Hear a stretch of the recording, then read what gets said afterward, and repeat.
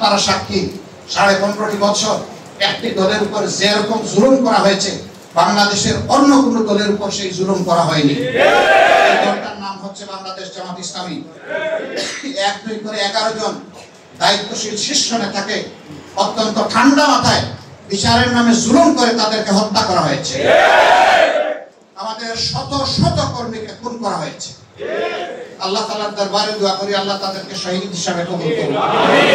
আমাদের হাজার হাজার কর্মীকে পঙ্গু করা হয়েছে, 2 নয়ন খুলে দেওয়া হয়েছে, গুলি করে বন্ধ করে ফেলা হয়েছে, হাত কেটে ফেলা হয়েছে, পা কেটে ফেলা হয়েছে।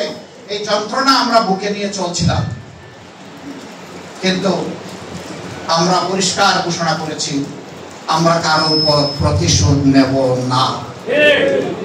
এই দেশে যদি পট পরিবর্তনের পর কোন দলের প্রতিশোধ নেওয়ার অধিকার বর্তায়, সকলের আগে বর্তাবে বাংলাদেশ জামাত ইসলামী এবং ইসলামী ছাত্র শিবিরের।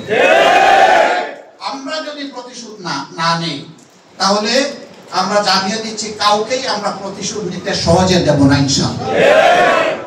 প্রতিশোধ প্রতিহিংসার জন্ম দেয়, প্রতিহিংসা সমাজে খুনের পরিবেশ সৃষ্টি করে। আমরা সামগ্রিকভাবে ক্ষমা করে দিতে চাই, কিন্তু ব্যক্তিগতভাবে যিনি অপরাধ করেছেন, ইনসাফের দাবি হচ্ছে তাকে তার অপরাধের শাস্তি পেতে হবে। কিন্তু তাই বলে কেউ আমরা আইন হাতে তুলে নেব না। যা হবার হয়ে গেছে, এটারও প্রয়োজনে বিচার হবে। আইন যেন ভবিষ্যতে আমরা কেউ হাতে তুলে না নেই।